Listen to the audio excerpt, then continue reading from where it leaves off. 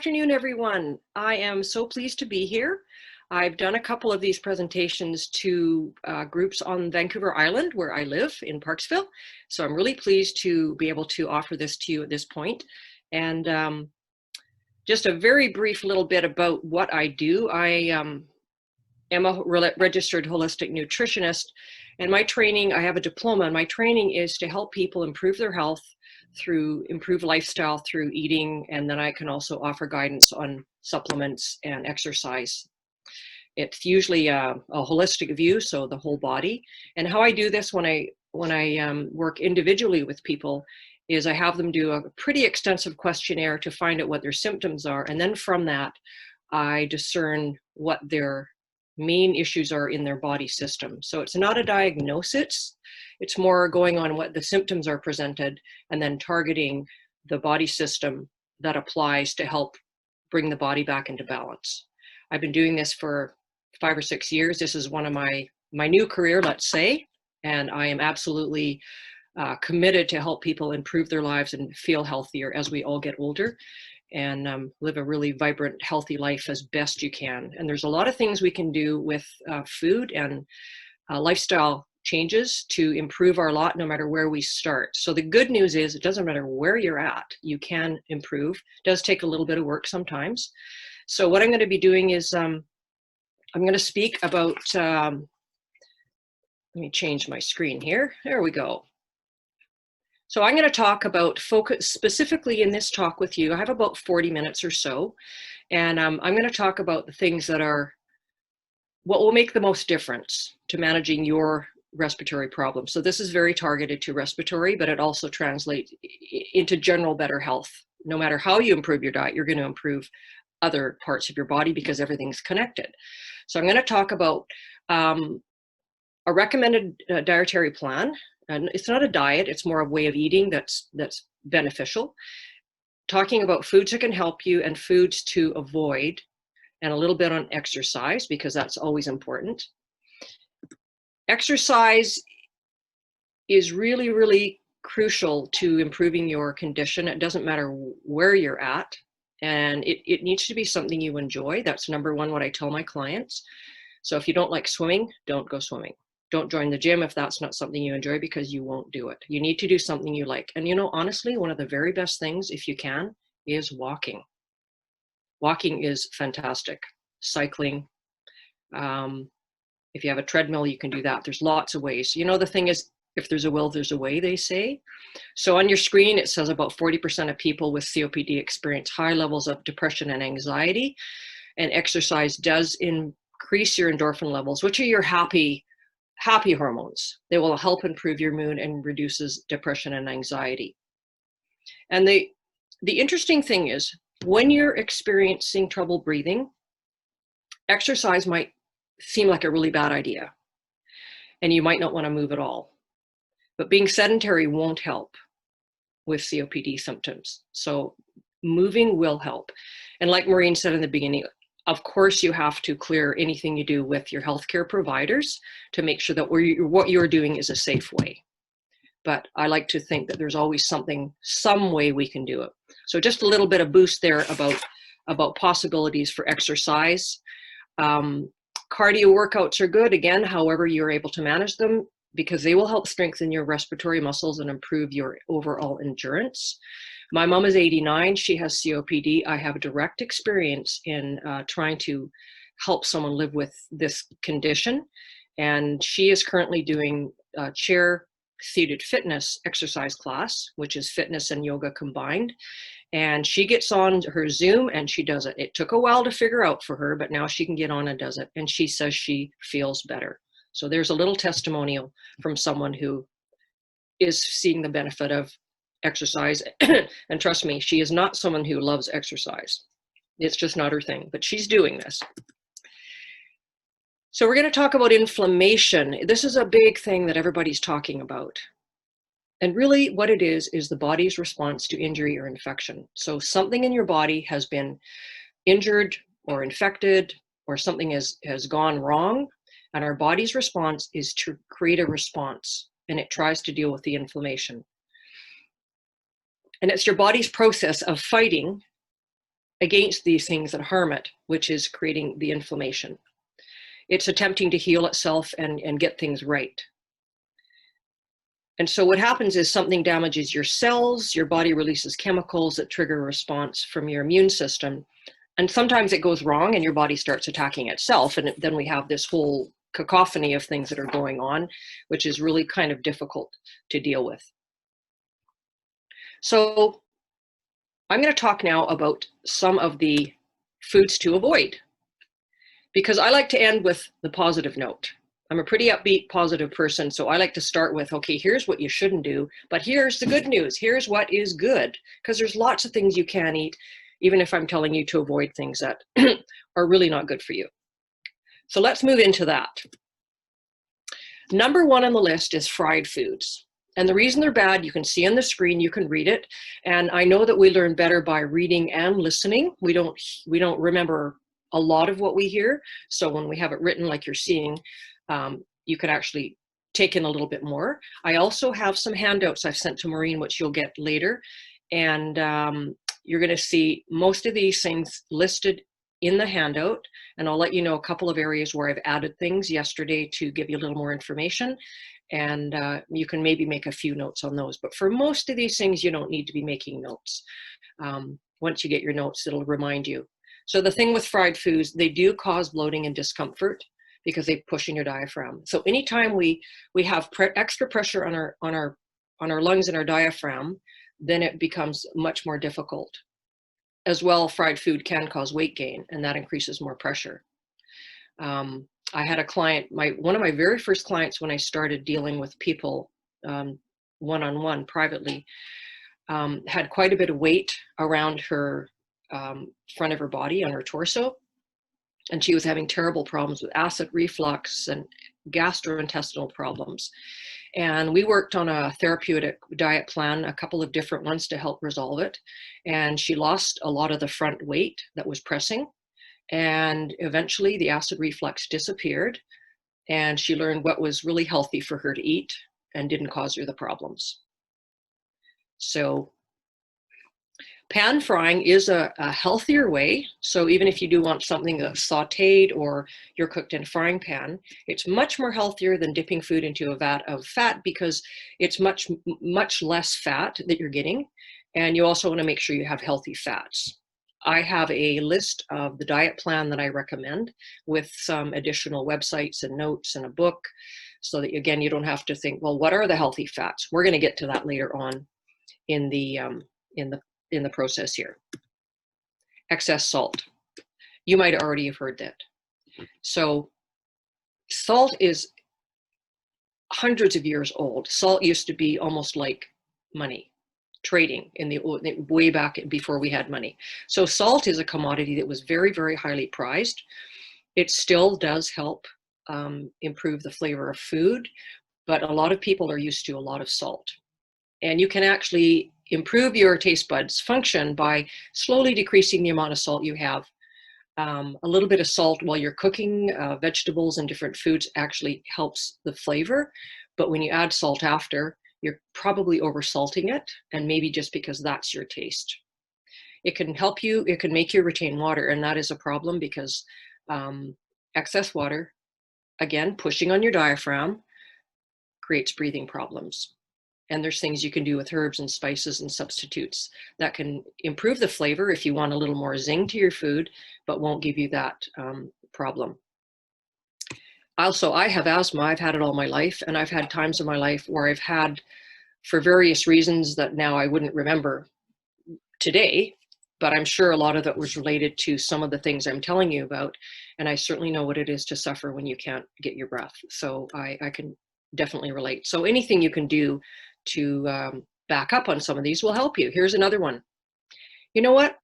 One of the things I often tell people is if you're having any kind of problem, COPD is one example, but also there's people that have gastrointestinal and problems digesting food. I usually say cut out dairy for a while, because they can really worsen your symptoms. They can increase the mucus And people often, when you get a flare-up in COPD or in lung disease, you can get an increase. So you don't want to add anything to the mix there. And you know, often when I work with people, they'll say the number one thing is that, what did I say, what do you miss? They say, oh, I miss my cheese. I miss my cheese. I get it. I love cheese too. So eliminating something for a while, like dairy, can really, really improve things. And then often people can have some of it, just not loaded on. Again, it's kind of a little bit of a journey navigating through what works for you, and everybody's different.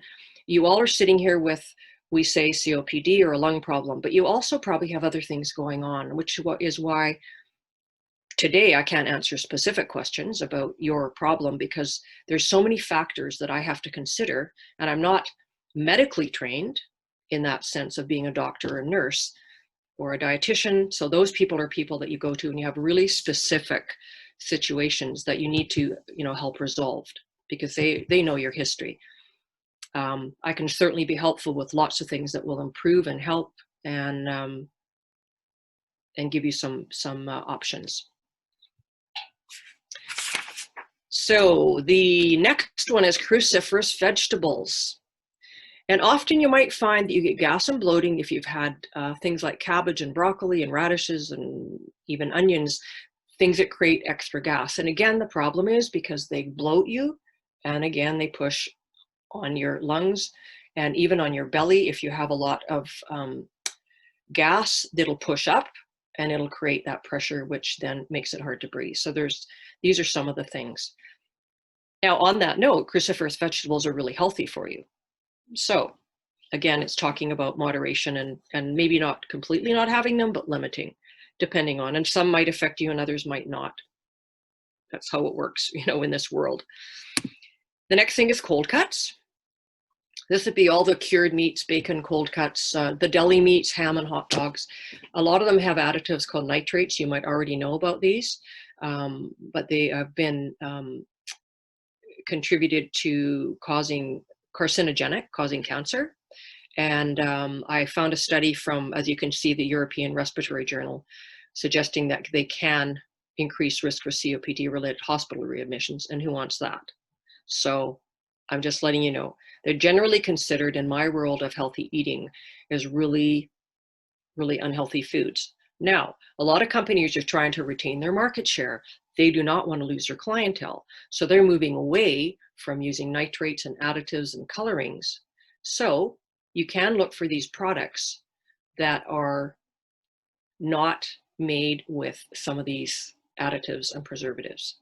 Bottom line is, you should do your very best to eat as little preservatives and additives as you can in general for good health, because they've been proven not too good for you. So my next one is going to be number 6. Are you guessing? Can you guess what it might be? You might. Here it is, carbonated beverages. This is not news. Pop is considered unhealthy, mainly because it has a lot of sugar in it. It has no calories. It does not contribute to your nutrition, what you need. And they also contribute to weight gain and increased bloating. On that note, if you're drinking diet pop that has artificial sweeteners in it, they are, again, unhealthy. They're chemicals. They do not help your body in any way.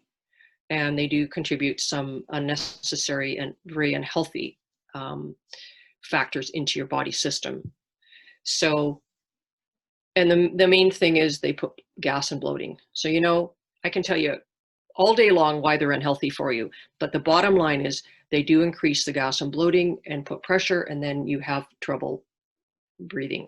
So carbonated beverages really are better to avoid. And if you're thirsty, we're going to talk about, things like drinking enough water. Surprise. Water is good for you. And number 7. So this is the number 7 of the list of 7 foods that are the worst for you. Acidic food and drinks. Now, you might already know this. You might already know that these things bother you. If they're that obvious and you have acid reflux, then you're going to find that avoiding these foods reduces your symptoms and helps improve your symptoms for your lung disease. So you want to try to avoid them. Citrus can be a problem. Fruit juice, generally fruit juice has quite a bit of sugar in it anyway, so it's better to eat a piece of fruit, honestly, rather than the juice. Tomato food, sauces, spicy things, coffee, and I enjoy coffee as well, but it's just being mindful of it and trying to help yourself when you're having a situation, and maybe going forward feeling better. So there's your 7 most foods. These are on your list on your handout that you're going to get, so you don't need to make notes of all this detail. Now, one thing you can do to help yourself if you're finding that you're having difficulty and you're trying to possibly avoid it with improving your diet is you can keep a food diary and just note what you eat, maybe the time you eat it, and then any symptoms that might have occurred, even if you can't attribute them to the food. Sometimes it takes a little bit of time to figure out what actually is bothering you.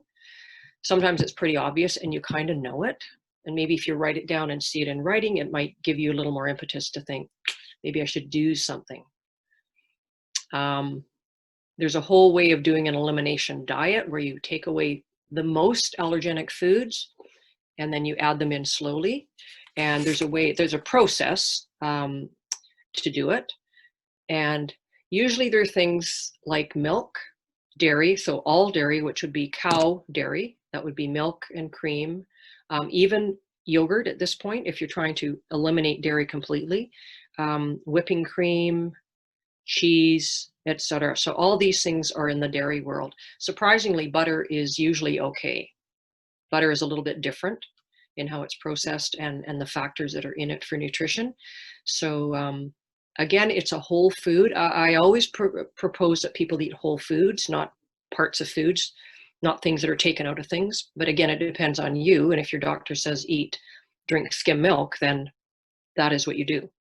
So again, I'm not trying to go against what your information has come to you.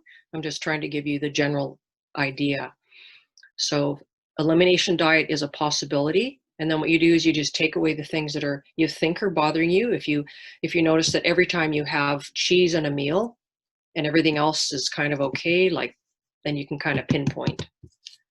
But I can always be available if you need some help. So just take what I say, see what you think, and we'll go forward. The key to eating healthy: avoid any food that has a TV commercial. So, isn't that true? Any natural food doesn't need a nutrition list. It doesn't need a commercial to sell it to you. So healthy food would be basically as close to how it got made as it can be. So things that come out of the ground, all the fruits and the vegetables, anything that comes off a tree, all of our nuts and our berries and our grains, anything that's as close to how it started out as you can is healthier. And that means things like reading labels to see what kind of ingredients are in food and try to pick things that have the least amount of ingredients. Try not to have too much canned food. Again, there's an issue with what's in the can. Actually, the product, being in the can might absorb from the can. So they're considered to be not a very healthy thing. But you have to be reasonable. Obviously, you're not going to grow rice in your garden. So, but again, a healthier choice. And the diet list that I'm going to provide to you is an anti-inflammatory diet, which is considered really one of the healthiest diets. It's close to a Mediterranean diet, kind of the similar components, which is considered a very healthy diet. So most of the foods are as close to being produced like cold-pressed oils. And the reason cold-pressed oils are better is because they're not heated. When you heat oil to process it, to make it have a long shelf life, why is that good for you? It isn't. It's good for the producer. So you want things that are produced with minimal invasion, let's say. So when you heat up oil to process it, it creates a long shelf life. So a lot of our corn oil, vegetable oils, they basically have no nutrition in them. And they're the ones that are in the fried vats that we put fried food in. And so therefore you're contributing some unhealthy oils right into the food that's in them. There's still a problem. So any food that has a TV commercial, I like to propose people try to get as close to natural eating and as they can. So I'm going to talk about 3 important foods to boost your health and vitality. And these are going to be on your list, so you can see what they are when we're finished here, because you won't remember, of course, but listen on. Big surprise here, vegetables and fruits. These should be the biggest part of your diet. They're best raw, steamed, baked, or roasted. So again, trying to avoid fried. Again, sauteing is an option, but these are the best ways to do it. And you're getting lots of vitamins and minerals. You're going to get a little bit of actual protein. If you look at a list of actually what is in some of the fruits and vegetables, there's actually a little bit of protein in some of them. Some of them have healthy fats like avocados, great healthy fat. The dark leafy greens are fabulous. Now we're going into the winter time, and you might not be so inclined to be eating salad. Salads are great. So if you have a salad with all the different kinds of lettuces, lots of different varieties are available. There's radicchio, arugula, romaine is very popular. Even iceberg, although try not to make it your only lettuce because it doesn't have as much benefits as some of the other vegetables. But whatever you can do to mix it up a bit, and maybe try something you haven't tried. And also things like spinach and kale and collards. These are all really healthy, Swiss chard. So a lot of them are going to be more available as they're more winter vegetables. So there are options. Cruciferous vegetables we did touch on before. These are your broccolis, your cauliflowers. Kale actually is a cruciferous vegetable. Things like that. So they're the things that could cause gas and bloating. They're also super healthy for you. Broccoli is probably the #1 healthy vegetable for a numerous healthy nutrients. So again, don't have none of it, but maybe just have a little. And have it steamed or lightly cooked so that you've got a little bit of benefit of not being raw. Raw might be more of a problem. Some people have trouble with raw food. So again, that might be, might not be a good option for you to eat raw food. You have to know how your digestion system works with different ways of eating different foods. And #1 are berries. So blueberries are fantastic. Blueberries are great for your brain. They're good for your elimination system. If you have half a cup or cup, you can put them in if you make a smoothie with a bit of yogurt.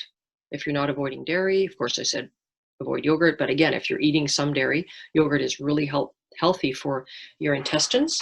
So it helps keep the bad bacteria down and increase the good bacteria. Kefir, Kefir, is also substantially more probiotics than yogurt. And again, I would recommend organic yogurt with no fruit and no sugar in it. And then you add your fruit in. So that'll make it more palatable. But all the dark berries are great. If you went berry picking in the summer, around where I live, we have tons of blackberries. So we get out in the summertime and we just pick ourselves silly and put them in the freezer for winter. And it's so delightful. So again, if they're out there, get outside, find some berries. Season's over now. Plan for next year. August, usually they're ready. Raspberries, blueberries. Try to get them organic if you can. Complex carbs are also a vegetable and a fruit area. So whole grains, this would be brown rice, wild rice, quinoa, which is actually grass, but a full protein. So if you have quinoa and you don't have meat in your diet, you're having a full protein.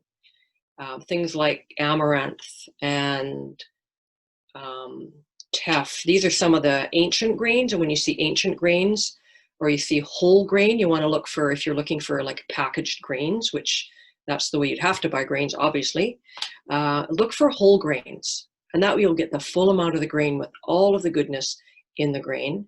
Starchy veggies are complex. That would be anything like a potato, a sweet potato, parsnips, carrots, those kind of vegetables that are starchy. Squashes, we're getting our winter squashes coming into play. Pumpkin has got tons of vitamins in it, Vitamin A, very good for your eyesight too. Beans, there's a variety of beans that are really healthy for you. And lentils have a lot of protein, and lentils cook really quickly. So when I make soup, I dump half a cup or a cup of lentils in if it's appropriate. And then I've got a nice full protein in my soup. So I've got a really good complement. And nuts and seeds. If you're buying nuts, please don't buy salted or roasted, because they're going to have unhealthy oils probably in them. And the best thing to do is to go to a health food store and get them out of the bulk bin. Of course, today we can't go pick them out ourselves, but most of the health food stores now have nuts that are in little packages that you can pick up. Seeds, there's lots of seeds: flax seeds, sunflower seeds, pumpkin seeds. These are all healthy seeds. You can add them into soups. You can add them into vegetables as a sprinkle. I usually grind up nuts with a little nut grinder and put them on my my yogurt in the morning with my fruit. It just adds a little bit of interest to it, a little bit of crunch, because we like that. We like the different sensations when we eat. We want a little bit of crunch. We want a little bit of smoothness. So we want to, we want the alternates. We don't want one smooth thing all the time. So, of course, it depends on your diet. If you are having compromised intestinal problems, then maybe you're on more smooth food. So again, I'm speaking in general, and you'd really have to kind of make sure that for you, this is right. Proteins. Proteins are really, really important. They help our brain. They help with our nervous system. Of course, our muscles are made from protein. And the things that happen as you get older, people tend to eat less protein. A lot of the time we're having trouble digesting things like red meat. So if you're having trouble digesting red meat or other kinds of meat like lamb or pork, which are maybe a little heavier, then you might want to back off a little bit and focus a little more on poultry, chicken, and turkey, and maybe wild-caught fish. If you can, do your best to get wild-caught fish. Again, I'm lucky I'm on Vancouver Island. And if you live on the coastal area of the province, then you're better to get the wild-caught fish as you can. And it's not inexpensive, but the benefits are huge. So even 3 or 4 ounces as a meal is really beneficial to you, and probably enough protein for most of us. You know, a lot of us growing up probably, you know, when you're in your 20s and 30s and 40s, and maybe you are there now, we tend to eat a little more protein. We tend to eat more, even in North America, more protein than most people need. But then as we get older, we kind of back up a little bit because we have problems. So it really depends where you're at.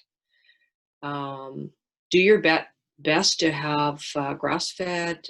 The healthiest version you can afford is the best.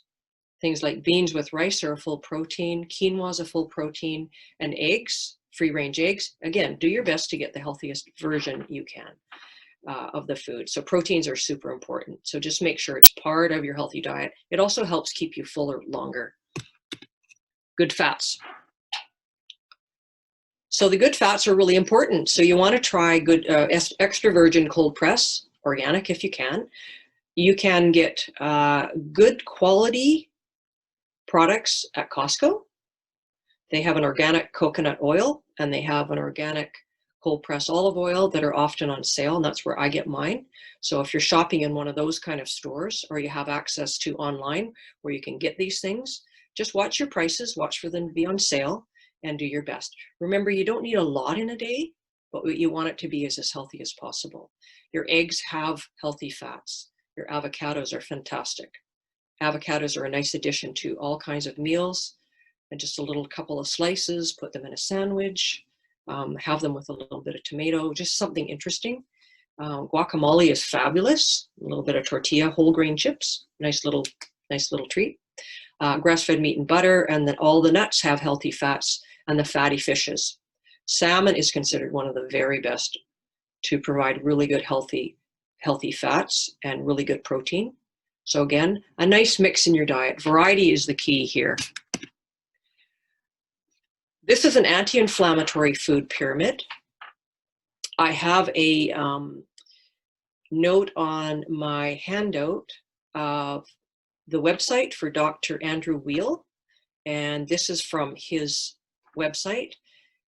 I couldn't expand it anymore because it just got out of range, but this is basically a pyramid showing you how your diet should look as the healthiest option. So at the very top is healthy treats, because face it, we want our treats.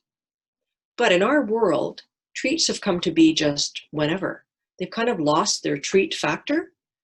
I grew up where a treat was a treat. You got it occasionally. We didn't have dessert every night. We didn't have sweets every day. And when we had a dessert, it was a treat. So maybe try to think back into that mode and try to make a treat a real treat for yourself. And there's lots of healthy things that can be treats. Supplements is up there, but again, that's not part of what I'm talking about today. Protein, really important. I've gone over that generally. Our healthy fats and oils, things like green and herbal teas.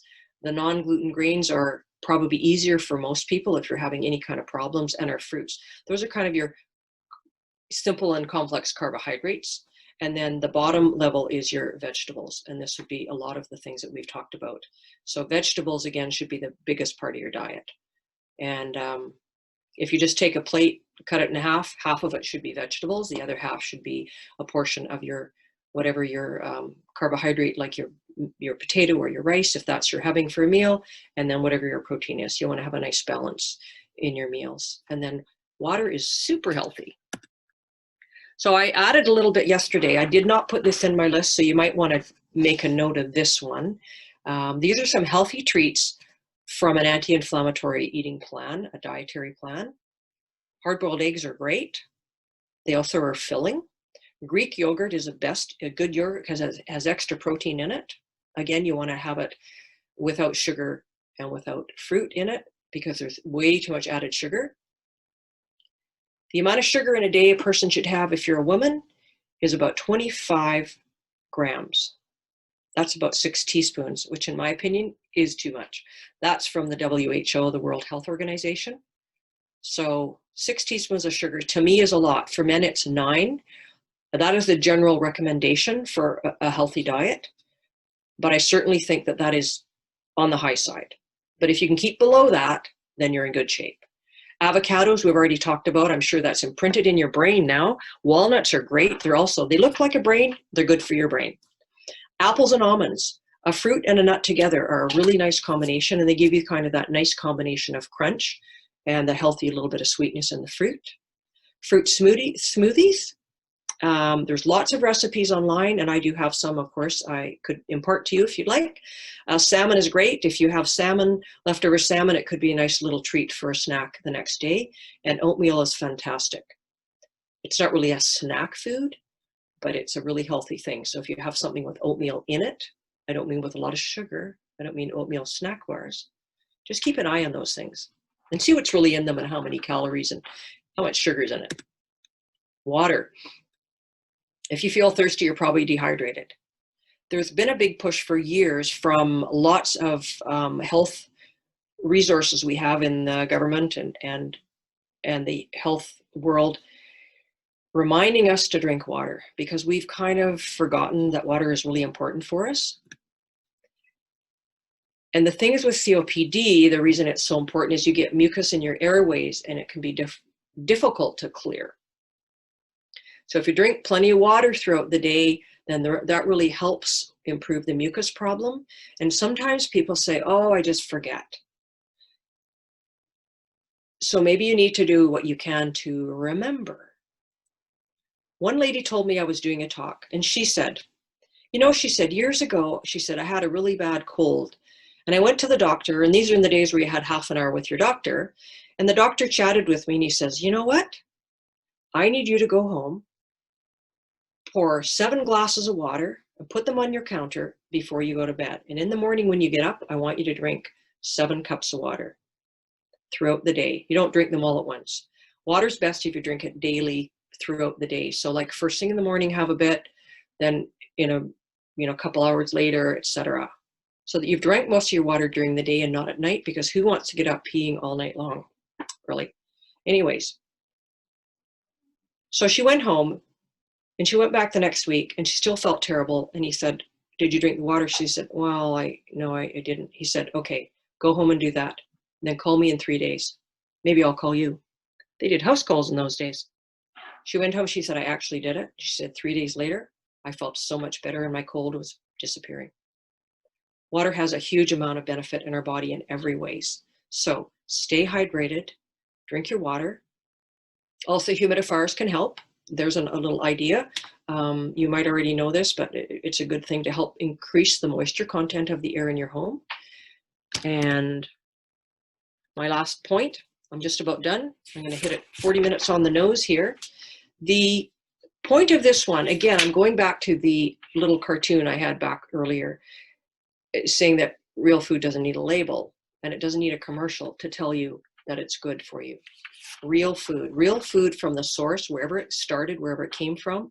So real vegetables, real fruit, you know, not buying canned fruit thinking that that's the best option. If that's the only option you have and it's canned, then you take that option. But if you have a choice and you can get actual real fruit, then that would be your best healthy option. And try to mix it up again. Try not to have everything all day. Try to support farmers markets. Try to support your local farmers. A lot of them have farm stands and a lot of them are starting to have more now that we have the COVID and we need to find alternate ways of getting food. Try to be where your food comes from.